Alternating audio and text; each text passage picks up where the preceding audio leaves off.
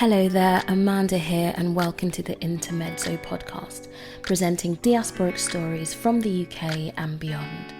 From exploring the kink community in London to talking to experimental artists based in Italy, we'll give insight into how people are taking their varied life experiences and making it work for them.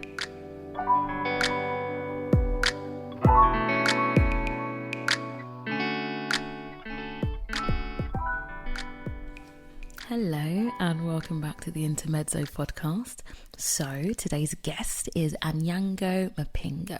She's a Kenyan designer with a strong vision and purpose, invoking intersections of heritage, spiritualism, sustainability and activism. Her designs are visually mesmerizing, elegant and inclusive. Having shown her collections in fashion capitals the world over, she is currently working as a mentor and advocate in a program for young creatives created by the UN and the Swarovski Foundation. Welcome, Anyango. How are you doing? I'm doing great. How are you? It's the beginning of the month. I'm excited. Have you got everything done on your list for the month? Absolutely not. Barely scratching the surface of my to-do list for this month.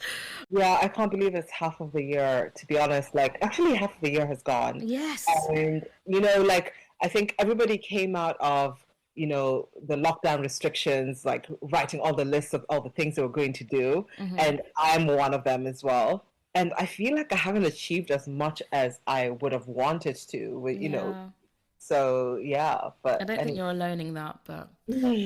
Okay, so, first question. So, you've got an interesting mix of influences in your work. What was it like growing up in Nairobi, between different cultures, in the Baha'i faith, and how have these elements informed your creative life?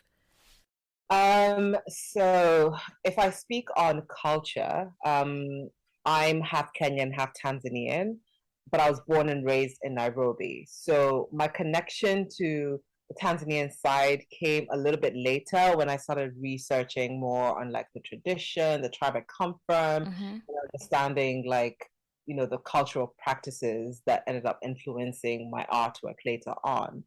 However, growing up as a child, I was always creative. I was an artist. I was the artist of the family. And so even when I look back at some of the certificates that I was awarded in school, they all tended to be in the arts, and I had maybe like one or two in sports, but it was like javelin and then short, like not running or anything like that. But so I was always one of the people that excelled in the arts. Like I could not run to save my life, to be honest. But yeah, so in terms of being a Baha'i, I was raised with this knowledge that your work and your creativity is service to God. Mm-hmm. So there was this encouragement to create, because if you can't even like say a prayer, for instance, sometimes you feel like you're so down that even prayer is difficult. Yeah. Then the best way to thank God is to create. Because creation is expression of motion, and motion is life, right? So having that understanding has always influenced the way I work. I always tap into spirituality and understanding of what the world has given us, basically, and what the universe has provided us all. And this is why, like, a lot of my artwork has spirituality as an influence. I always have nature as an influence because, it's a part of how we live, and so that was something that was embedded in my life at an early stage. And I feel like also we were so used to creating from nothing.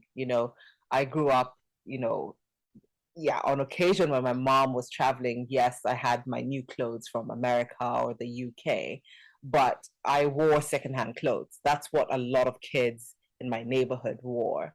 And it's because there was always an influx of secondhand clothes in the market. So we were always upcycling, like what people call upcycling right now, and a fancy term. Like we were always doing that in Africa. Yeah, being really creative. And we were creative because, like, if your parents wanted to buy you a new dress, it was a new dress to go to a function. It was a new dress to wear to church or whatever place of worship you go to. But if it was just clothes to play around and go and roll in the mud with your friends, then the cheapest option was to go and buy you secondhand clothes. Yeah. If you think of the pots that we use to cook, all of them are made from recycled metal, right? Huh, I didn't know that, actually. They are, and there's actually like an entire industry called jua kali. Jua kali is Swahili for bright sun, and there's a whole industrial area where artisans make utensils from recycled metal. Is this throughout Kenya? This is throughout Kenya. Wow. This is throughout Kenya, but there's like one particular market where you can find all these things. Whether it's like the metal storage boxes or the cases. Like a lot of people that were going to boarding school had these metal cases that were made from recycled metal. These roller suitcases are a bit bougie. for the fancy kids. If you were going to boarding school and you had a roller suitcase, you were a fancy kid. Wow, they've arrived. They've come straight from America or the UK or something. You have arrived if you have a roller suitcase.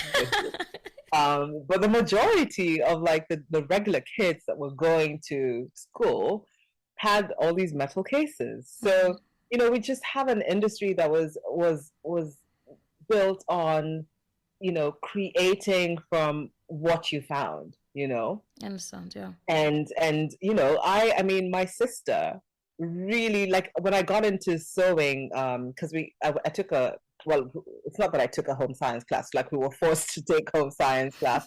It's the version of it would be called home economics here. And one of the lessons was to hand sew.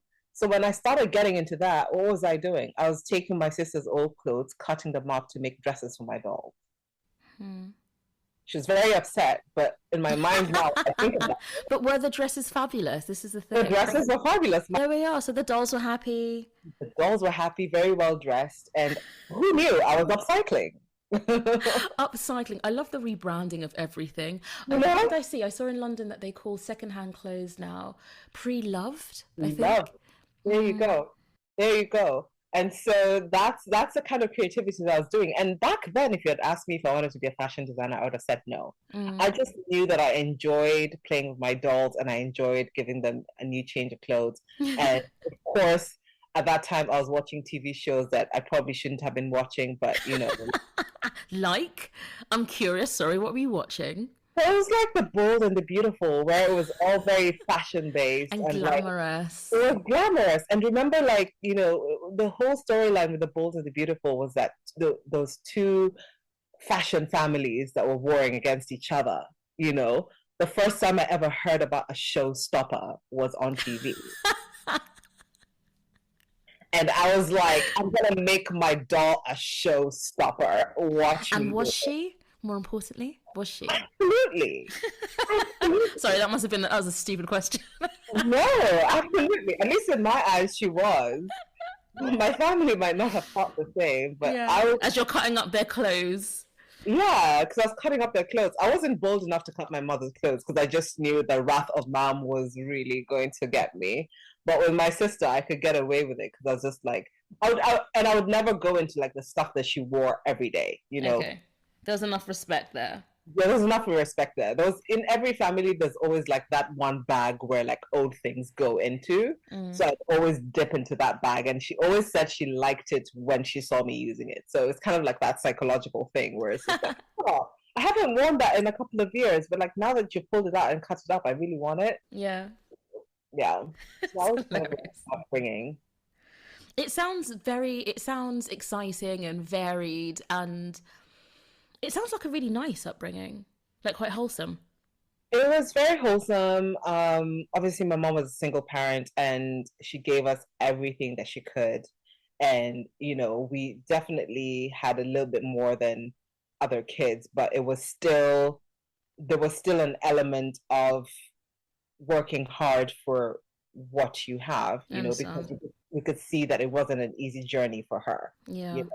There was definitely some struggle there. But on the other side, I also had the joy of meeting new people from different cultures. The Baha'i community itself was very diverse. like there was so much diversity within that community that I learned to interact with kids from different backgrounds at a very early age. And not in the way that, you know, other kids who were in my neighborhood interacted with people from other cultures, because there was also this sense of like inferiority. So you always felt, and there was always this sense of hierarchy where if you were hanging out and playing with kids from different cultures, you know, from the US or whatever, you felt like, oh my God, I'm so privileged to be hanging out with them. Versus the kids that I met through the Baha'i community, it was just like, no, actually, we're all worthy of being here. And so, hey, it's your privilege to be in my country. Exactly. and interacting with me. How about that? You have an initiative called Free as a Human. Can you tell us about it and what moments spurred you on to make it happen?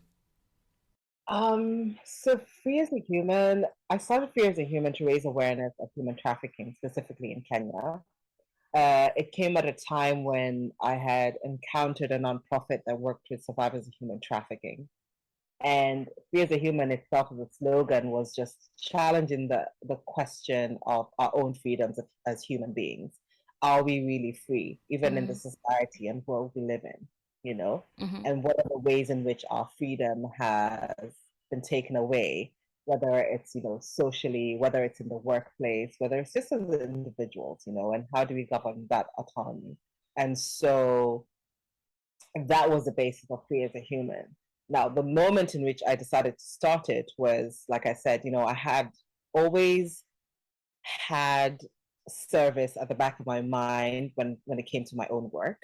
And so I was doing my own private service project when I came across this nonprofit called Heart Kenya that was working with female survivors of human trafficking in Kenya. Okay. And so every year my service project would always be dedicated to some kind of children's home or you know, an organization supporting the less fortunate. And in one of those years, I decided that underwear was going to be my service project to donate new underwear. Because a lot of charities, especially at home in Kenya, they don't really factor in children's underwear, especially when dealing with teenagers. You know, they'll donate sanitary towels and, you know, period products, but they never really think about whether or not, you know, these kids actually need underwear. And it's such a taboo subject that was my focus. And so that year, because I had the honor of traveling a lot, I was just buying underwear and collecting it. And during Christmas, I sort of like did a post online and did an outreach and said, you know, I need recommendations for places. I didn't specify what I wanted to donate, but I just said I wanted a recommendation for a space that works with young girls and women, as I had something to donate. Okay. And so one of the comments in that post happened to be with a social worker that worked with Heart Kenya. And so I was, you know, intrigued because I knew about Heart Kenya and the work because I went to uni with the founder, but I didn't know that they had started a shelter. And so when he explained the reason why they started the shelter and the fact that it was inspired, you know, by a very tragic incident that had happened to one of the girls that they were working with, it just inspired me to sort of start a campaign to kind of raise awareness, because I realized that a lot of people didn't really know the impact of human trafficking in Kenya. And, you know, and I said to them, you know, I personally, I don't have a lot of money to donate, but I do have a voice and I do have a brand. And, you know, one of the ways in which I can obviously do this is get people to know about your organization and what it does. And it was also just a way for me to reinforce the message that we kind of have to carry on, continue, you know, thinking about the people in our communities and in our societies, because otherwise, what is the purpose of creating if part of that activity and, you know, can't really serve the community in one way or another? So that's how I got started. And, you know, and a lot of people, what it did was that people started asking questions about trafficking, because the youth and young people just hadn't really connected things that are culturally acceptable as human trafficking. right? And one of the things that are culturally acceptable in our society is, you live in the city, you go to the village, you take a child, you bring them over to work in your house as domestic help, right? Okay. You don't, instead of sending them to school. Now, I'm not saying socially acceptable like the government condones it. I'm just saying that culturally, people think that they're actually helping a child by bringing them to the village, to bring them to the city, to work in their home, versus paying for them to go to school. And so identifying that as human trafficking was like an eye opener for a lot of people. That's interesting, because personally, I wouldn't have thought that was trafficking. Exactly. And it is it is actually classified as human trafficking. Wow. It's one of the ways. Then that's happening everywhere. And it's happening everywhere, and you walk around, you'd see street children begging, asking for money. And that is a form of human trafficking, because there's always someone or some cartel behind it that is forcing them to go into the streets to beg for money. That's true. And in Kenya specifically, some of those kids spoke Swahili, but they weren't even Kenyan. They were brought in from Tanzania across borders to come and beg in Kenyan streets. I've seen this happen in Ghana, actually. They were kids from, so I think the cartel or the people behind them were a religious group, and they had kids over from Sudan that were begging in Accra. That's it. Obviously, just aesthetically, there's a difference. So I was aware, I was like, where are these kids from? Like, what's going on? And later someone explained the situation to me. It's harrowing, because also they're really young, so you want to actually help, but they're being backed by really kind of nefarious people. And they're always afraid. Like, if you spoke to the kids and you say, hey, can I buy you like a snack to eat or whatever, they would take it, but they would be very hesitant, and they'll always be looking around, because there's someone always watching them. Yeah. Right? And it's like they're sent out to the street, and they have like a quota of like, this is how much you have to bring in every day.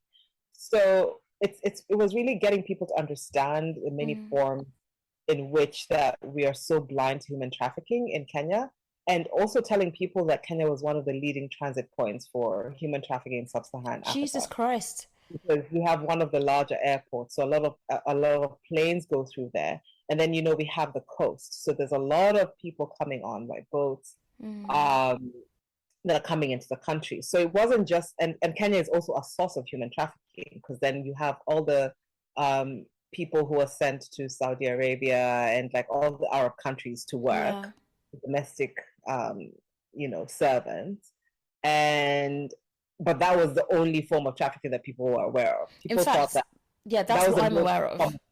Yeah, so that was the one that everybody was aware of, and they would say like, well, that kind of stuff doesn't happen here. It happens in Dubai, for instance, or it happens in Saudi Arabia. And I was just like, no, it's actually happening locally, because people are bringing in workers to work for free. The only difference is that a lot of the times these are children, and they're working in, probably you've probably encountered a relative who's done this, and has exploited a child for domestic labor, right? In farms, for instance, in coffee farms or tea farms, parents are taking their kids and using them for labor, and farm owners love it, because kids have those small hands to pick the cotton, or to pick tea leaves, and it's almost as if like it's play, but at the same time they're being exploited and they're not getting paid. It's harrowing. Right?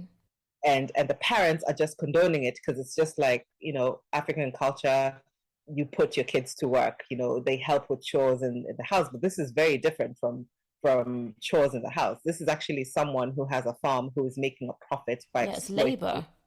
A child, and labor that they could be paying an adult to fulfill, right?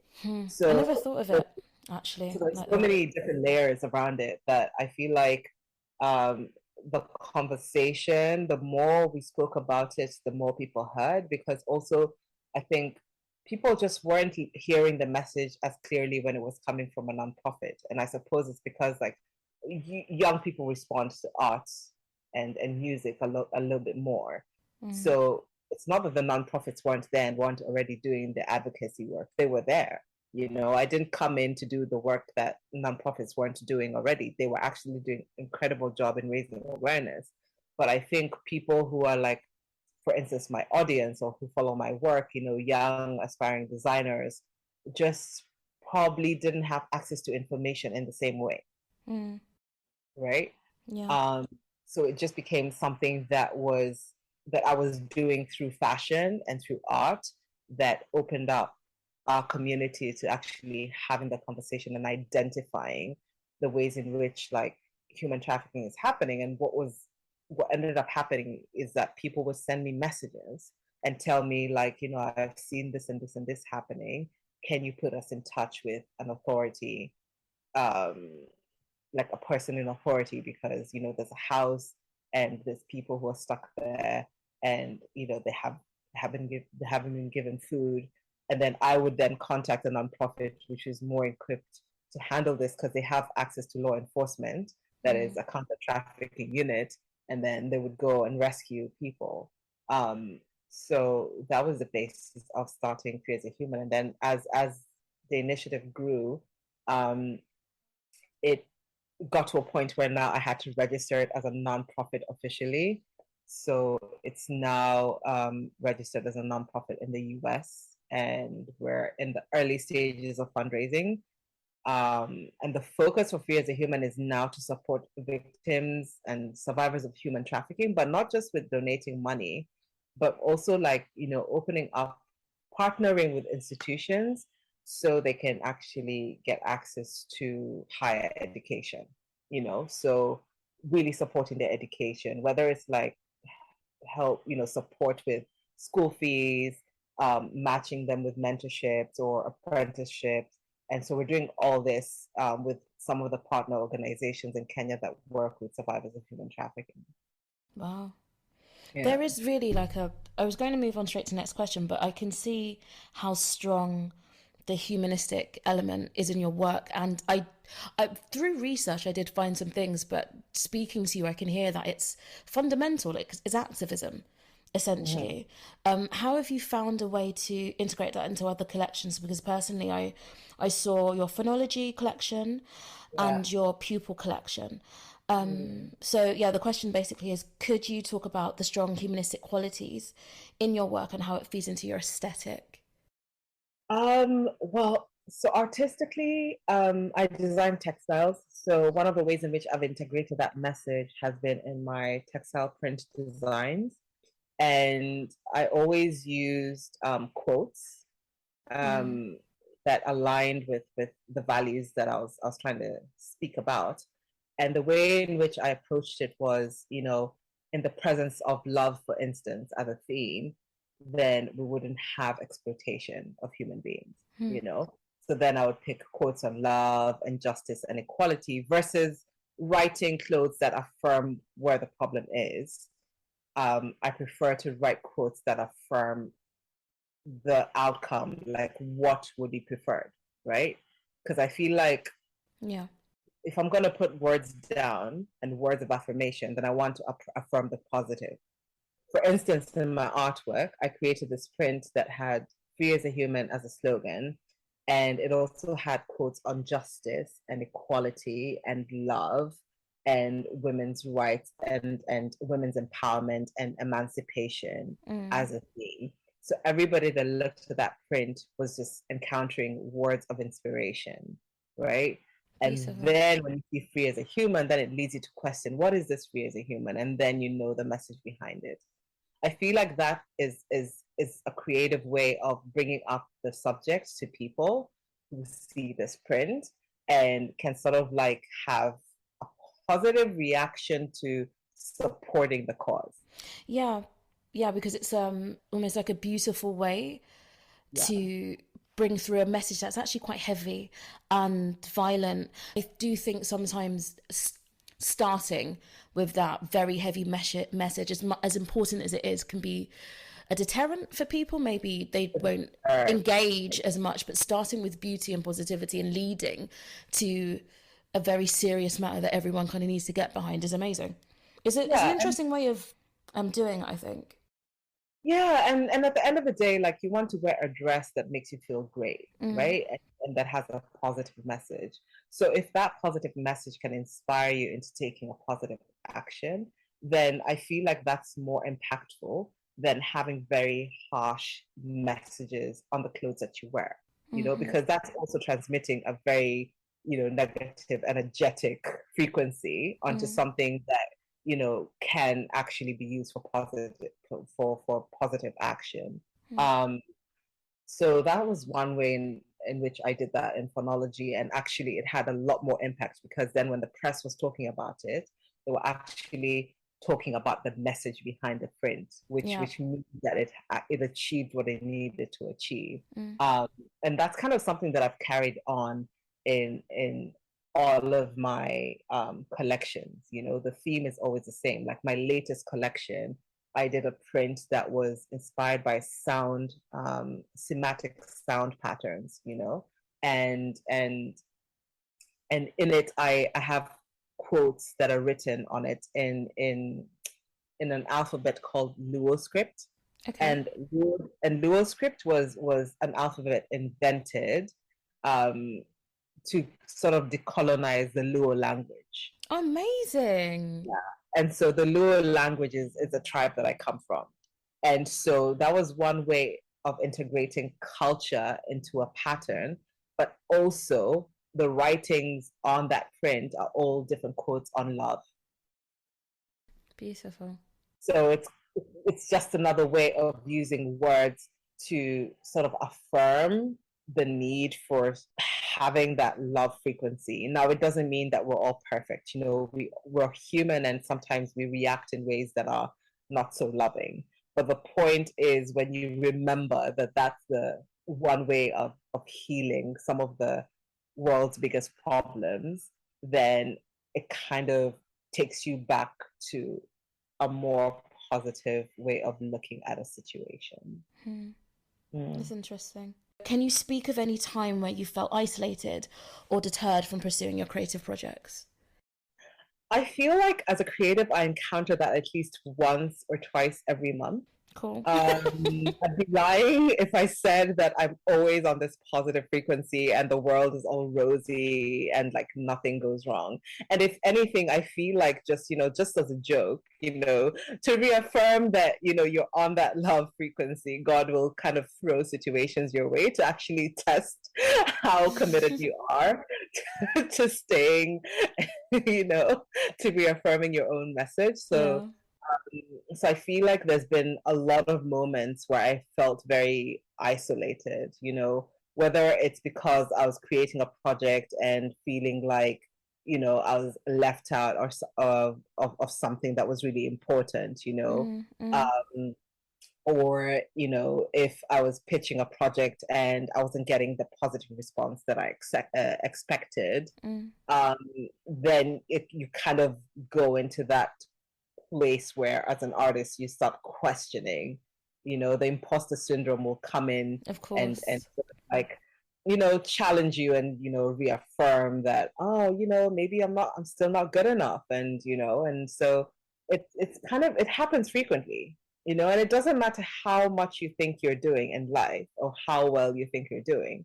um it happens all the time, and in my case, I can say for a fact that even last month I had moments where I was just questioning myself and questioning whether the decisions that I had made about, a certain project were the right things, Yeah. or if the project was if the project was created collaboratively, could I have done more? Did I feel like my voice was really heard? There's always questioning. I'm Yeah. always questioning, and I question.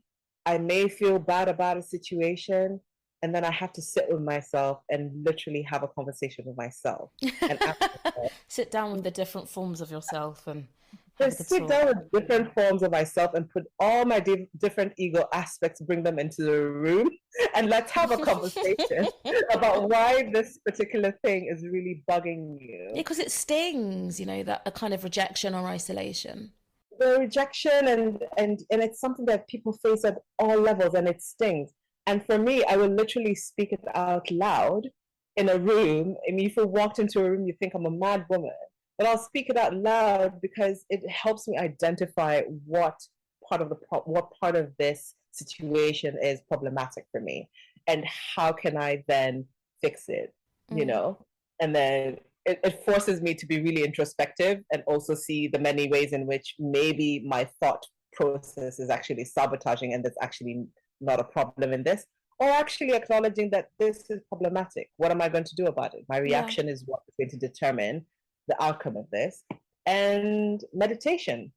Meditation is a very big part of my process. Is, you know, I have to sit quietly and process everything and acknowledge and see things for what they are, and then, you know, take my time to take action. But then when I do take that firm action, it comes from a very clear place, and it comes from a place of understanding, you know, that this the world is your oyster, right? You only have to believe in yourself as much as other people see you and believe in you, right? Yeah. Because you, on the flip side, you know, I might think that, oh my God, things are so terrible at the moment. But then on the outside, I have people like writing to me and offering me opportunities that people would dream of, and they come every other day. I kid you not. Amazing. You know? So that kind of always pushes me into a place of actually realizing how fortunate I am, and reminding me that just because you had a negative experience yesterday or you were rejected from a project yesterday doesn't mean that these other people don't appreciate what you actually bring to the table as an artist. Yeah. It's quite a solid way to sorry, I interrupted you. No, it's a no, carry on. No, I was just saying it's quite a solid way to look after your mental health and still stay inspired, because it can be difficult, rejection after rejection. But I suppose if it's peppered with positivity, or at least you're focused on those elements of positive feedback or opportunity, it'll keep you going a bit longer. It keeps me going, and honestly, because the positives are always like, they come from a space of people who are well respected actually showing appreciation for your work, just to remind you that yes, you're on the right track. Yeah. And just because something didn't go a certain way doesn't mean it wasn't the right thing in that moment. Because also sometimes as human beings, we are so drawn to like controlling everything. And I'm one of those people who I just always wanted to be in control. I always wanted to like know what's gonna happen. Come on, like I need to know what's gonna happen, and I need to know what's gonna happen now. And in the past few years, I've had to teach myself that actually sometimes allowing things to flow into your life is the best way, because the moments when I allowed things to flow, they ended up being the best possible. They ended up having the best possible outcomes. Whereas when I was really, really forcing it, there was always something that I found out later that wasn't, you know, wasn't for me, right?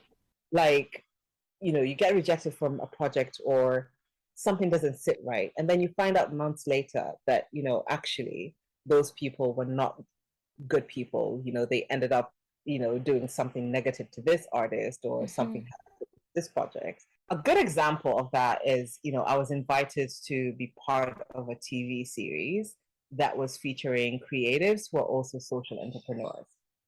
And I remember through the interview process, and this was all going to be filmed in America. And I remember through the interview process, you know, I was being coached on how to appear and how to present myself on TV. Yeah, wow. And at one point, I felt like this is no longer authentic. It feels like I'm playing a role. So I sat back, and some things made me uncomfortable. So I did not proceed to the next stage. Later on, this TV show came out, and when they did the advertising for it, they announced the finalists. And I kid you not, there was so much backlash from the public for that specific show that this international network had to restructure and literally offer an apology to people. Oh, wow. Wow, that's a close shave you missed there. So while I felt like, oh my God, like I can't believe it, like I really wanted to be part of it, but you know, a few things weren't sitting right with me, and in the end it didn't work out. I just imagined like my name would have been associated to something, and what the final product was and what the final show was and how it was advertised would have probably had a more negative impact on my brand, as well as me as an individual. So it ended up just being sort of like working out in the end. And it's just a classic example of sometimes, you know, the things that you're really pushing for aren't always the things that are best for you. And sometimes we know that statement that rejection is protection. It's not just something that's escapist to make you feel better about like missing out on an opportunity. Sometimes it's really true. Yeah. You know, when you're saying those prayers and you're praying for something specific and something shows up that makes you think that's what you want, sometimes God has a way of redirecting you to what he knows you need, you know? So it's things like that. It's moments like that that remind me, actually, perhaps this is for the best and I should think of something different, you know? Yeah. Wonderful. Right. And on that note, I think we'll end our conversation here. Thank you for speaking to me, Anyango. Awesome. And that was Anyango Mpinga. I really hope you enjoyed that. You can find her on her Instagram at Anyango Mpinga or on her website, anyangompinga.com. All information should be in the show notes. And just in case you didn't get there, because life, Anyango is spelt Anyango and Mpinga Mpinga. If you want to highlight someone somewhere across the many diasporas doing interesting, powerful, avant-garde work, you can reach us on Intermezzo Podcast at arcrepublic.com. This podcast is made in collaboration with Arc Republic. That is a news and advocacy platform where they are telling stories and changing the conversation. Right, and that's me done for the day. Hopefully I'll speak to you soon. Do tell a mate if you think they might enjoy this podcast. And yeah, speak to you soon. Have a good one.